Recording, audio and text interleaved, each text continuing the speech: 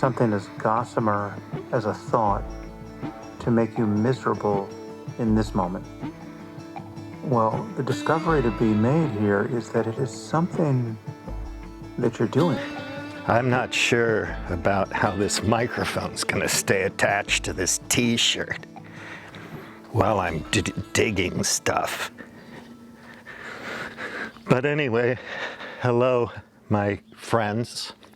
Kind of blow out my face here. There's a big difference in the light between the background and the foreground here, as you can see.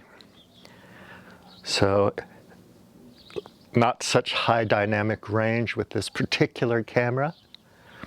So we'll see if it works out. I'm digging. Anyway, hello. Thank you for coming. And thanks to my new subscribers. I appreciate you. I'm enjoying your videos. So I'll keep watching. And I'll shout out later. Anyway, I'm preparing some dirt to grow. I'm going to put tomatoes here this year. Last year they were down there. So I'm digging about a foot down or so. And I'm using this chicken wire and my wheelbarrow to clean out the soil because there's a lot of rocks in it. And so I kind of, hoe it up and then I rake it all over to the side here. I'm going to that's my pile of clean dirt. So I'll put that clean dirt back in a little bit later on.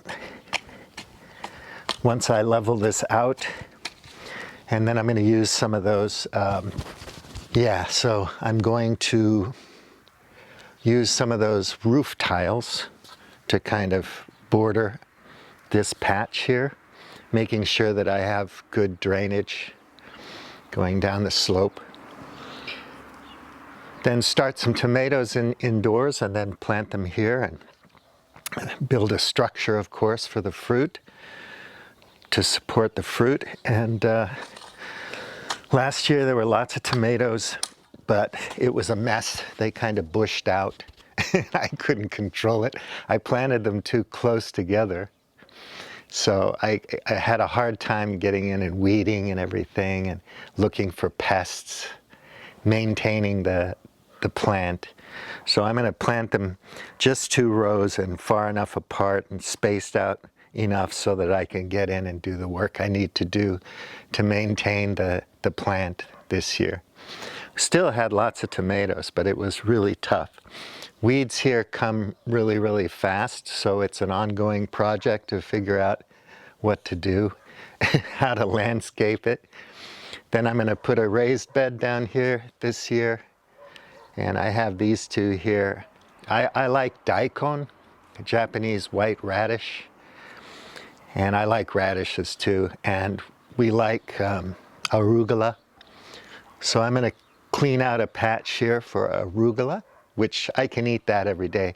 And it's easy because you don't have to clean it like a big, head of lettuce. You can just come down and pick some arugula for the salad, and same thing with the radishes, tomatoes, whatever. Cucumbers is good. Courgettes up here by this makeshift deck. They just grow like crazy, so you don't even have to think about them. Just a few things that we like. Around here in this part of Portugal, I think everywhere in Portugal, inexpensive vegetables are everywhere, even with inflation. Of course, that depends, it's relative on how much money you make, but you can get so many vegetables. You really don't have to grow everything unless you have to grow everything. So that's it. Yeah, so that's what I'm doing out here. I was listening to Rebel Wisdom, this guy who does, he has a men's group. Oh, I'm sorry, I forgot his name. I just listened to it yesterday, and I'll put the link in the show notes. I guess that's what you call them. Anyway, he's an interesting guy, and it just made me think of a lot of things. But one thing I do miss during the pandemic are my male friends. And you can't be friends with everybody in the class, so when you go down the pub, maybe a couple people are going to stick, and you can talk about more than football and dirty jokes, and that kind of jailhouse humor, or war stories about work or your past, and so on. And you can find a few friends who are relatively good to talk to about things, ideas, thoughts, and feelings, deeper issues. And I have to say, I do miss that a lot. Zoom just doesn't cut it, Voice over IP and video over IP doesn't really do the same trick. So I miss that. I miss the contact, the touch, the shake hands, the bro hugs, the sports and whatnot. And just sitting around getting into deep conversations and arguments, because with a friend, with a good male friend, you argue to discover, knowing you can't injure yourself. So that's a good thing. Oh, I noticed the lens is going to get all dusty. Yeah, so you got to watch that lens, man. Well, you just don't come out and dig in the dirt and expect your lens not to get really dusty. A documentary photographer would understand that. Anyway, lens dusted. So yeah, I miss that friendship. I miss arguing to discover, knowing you can't injure yourself, having a really big disagreement and getting into the weeds and all that, and maybe getting a little bit emotional, and even close to fighting, but you don't actually do it because it's manly, and I miss it. So my friend's down the back is preparing dirt.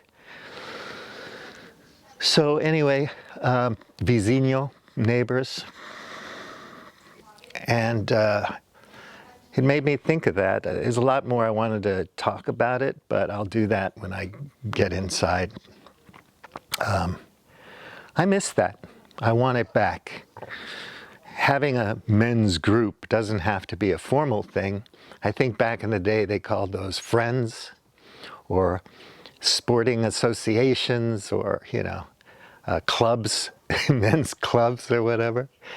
And I think you could go and find a few people that you could talk to about anything, relationships and deep feelings and beliefs and confusions and philosophy and ideas and issues and politics. Get really dirty and disgusting, male, stinky, ugly, dirty, stinky brother who doesn't eat right and doesn't know how to clean his room and all that. One of these smelly, dirty, stinky guys that you just can't help but love. I miss that stuff, man. So treasure that when you have it. We're not built to just like squirrel ourselves away with one other person and just kind of, be on the internet all the time. I come out here, I'm going to work every single day for a few hours and get a lot of good exercise, talk to the neighbors about plants and dirt. And it's a very healthy, nice thing to do. Later on, I'll take off my shirt and get some vitamin D, get some different kinds of light from the sun. Apparently, it's not just the vitamin D that does it, but it's different bands of light in the sun's rays that do things to your body chemistry that helps your immune system to be in balance and to work well. And that makes sense. I mean, we're not meant to be inside all the time. And artificial light and LED light, we need the sun's rays. It's really important. So anyway, I'm going to stop there and appreciate you hanging with me for a few minutes. Cospolon is a fantasy, a hope, a dream. I'll talk more about this year. But Globe Hackers, that was my old project when I was traveling and doing adventures, and I used to put films and stuff up on that site. Most of them aren't live online now because they're old. And the idea was that we could solve problems through hacking, you know, and the proper definition of hack. You can see that on the homepage. So visit globehackers.com or cospolon.eu. Subscribe to the Facebook group, Facebook Globe Hackers. It's a page where I curate the curators and put up all the current events and news and stuff and music and poetry and art, whatever. Things that you might want to just scroll through really quick and see what grabs you. It's not really ideologically bent, although I tend to err towards progressivism a bit. But I'm open to all ideas and ways of doing things that work. Thanks again for tuning in. Bulianti, out.